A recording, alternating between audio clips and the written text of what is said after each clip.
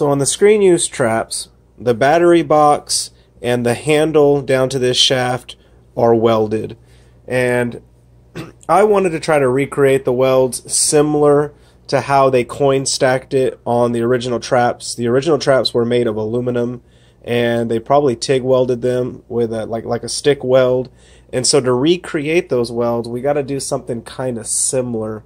I'll see a lot of people, they'll use the epoxy putties, the plumber's putties that are from Home Depot or Lowe's.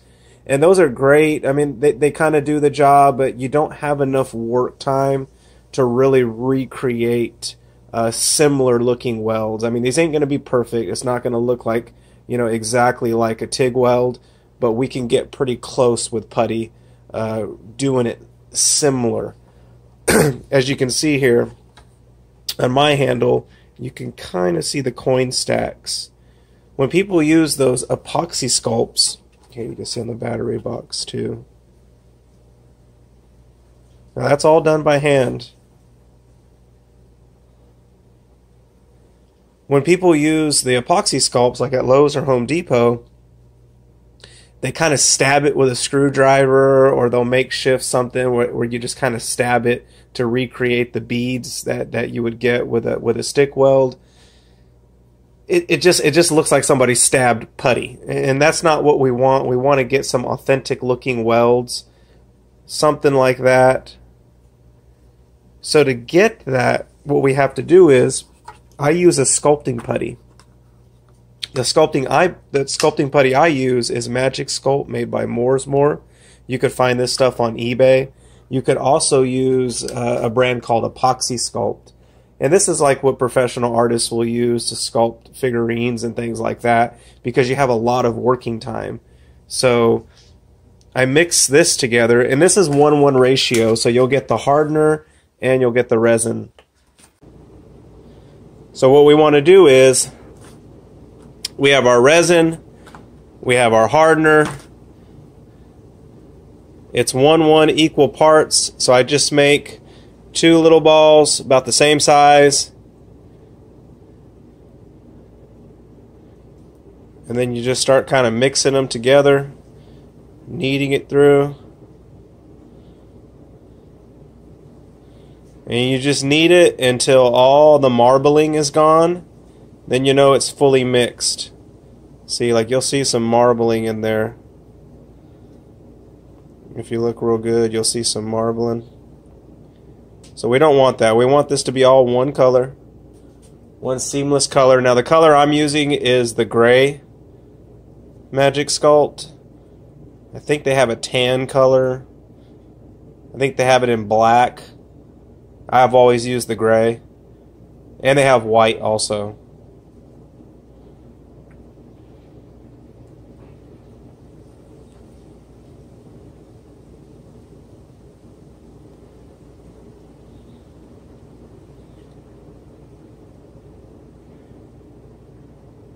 Alright, so there we go. It's all uniform, it's all one color, and we'll start pulling our beads from this and making our welds.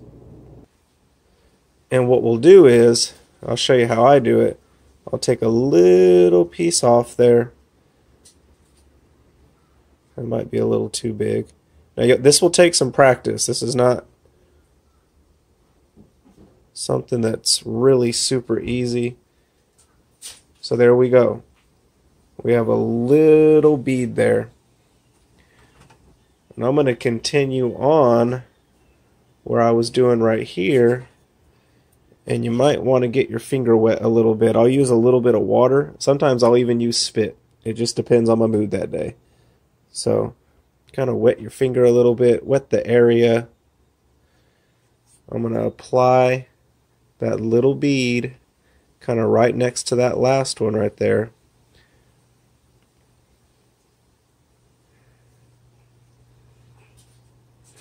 I'm going to kind of press it. And these don't have to be perfect.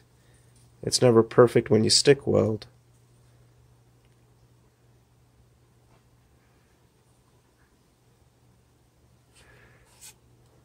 And there we go. We got our bead. And we kind of want to dry our fingers a little bit. Grab another piece. Now this will take some practice on how big you want your bead or your weld. Sometimes you'll drop these. We have our next bead. Dab my finger in a little bit of water. Kind of wet that area. You can see, got it right there. Start kind of pressing it down at the end and then kind of push it towards whatever direction you're going with your weld.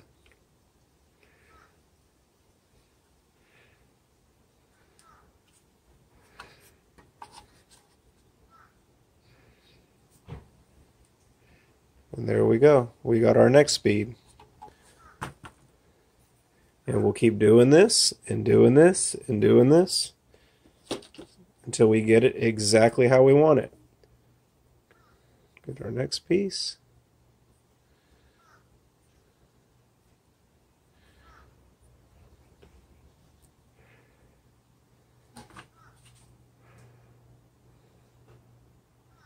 Oh, see, that one fell out of my hand. You'll get that. That'll happen quite a bit, and then you gotta get another piece. But what's good about this stuff is you have probably, depending on your weather, if it's real warm, this stuff can start to kind of harden. But you have probably about, I would say about a half hour to an hour of work time with it, depending on your weather. So there we go. Wet my fingers a little bit. I kind of wet the next area.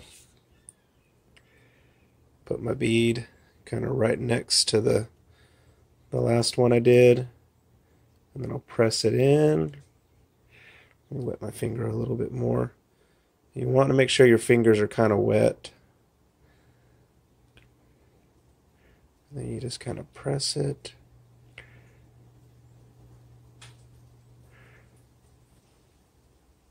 Make sure you don't push too hard when you're going over the welds. If you push them too hard, you'll get your finger indentation and you'll kind of lose. You'll kind of lose the weld, and then you'll have to redo it.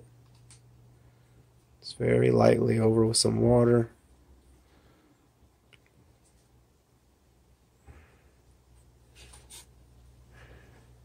And there we go. We're getting our beads, and then when you add in like your thick coat of filler primer over it, it really starts to fill in those coins, and it starts to gets to looking like a really good weld, like an authentic weld.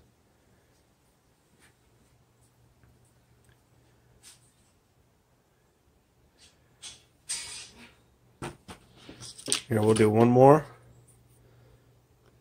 and then I'm going to leave it up to you guys. A lot of people will not go this route because it is a lot more work, but it's really worth it if you want your Ghostbuster props to look a little bit more authentic when you're using 3D printed parts or resin parts.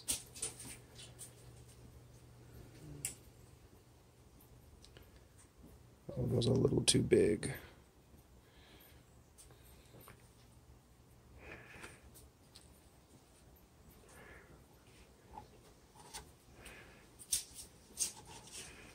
All right.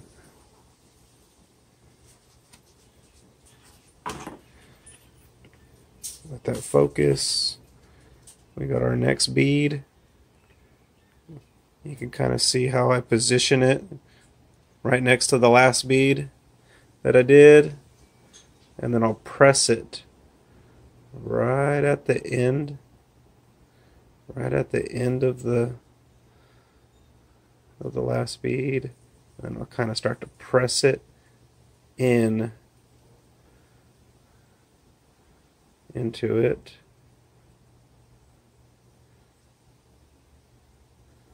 And my fingers are kind of wet a little bit, so I'm just lightly going over those edges to kind of smooth them out. And then there we go. And we'll just keep going and going and going and going.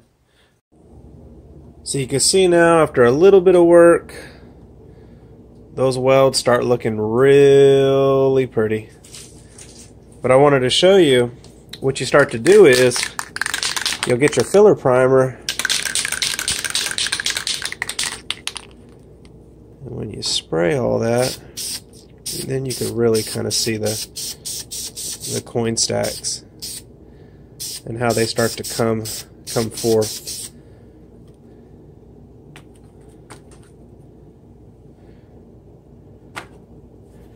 Now that's going to dry and thin out, but you could start to see after a few coats, and once you put your paint on, those really start looking like real welds.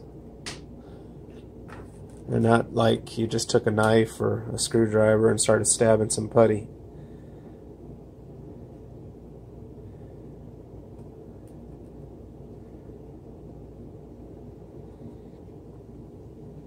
So here we go. We have our finished result.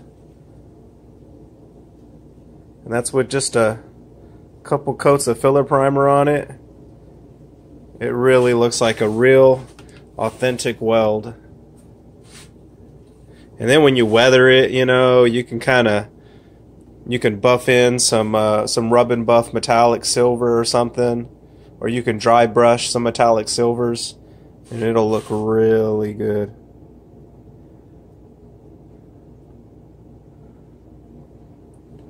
Sorry, I was kind of masking the spring off in there.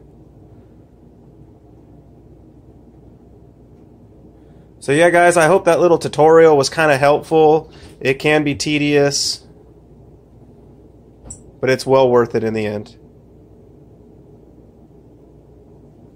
I also just wanted to show the welds on my thrower using the same technique.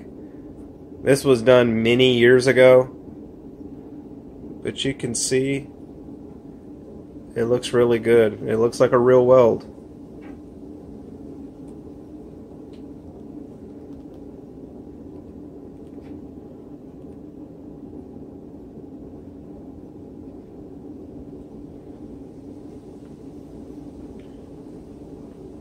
Good stuff.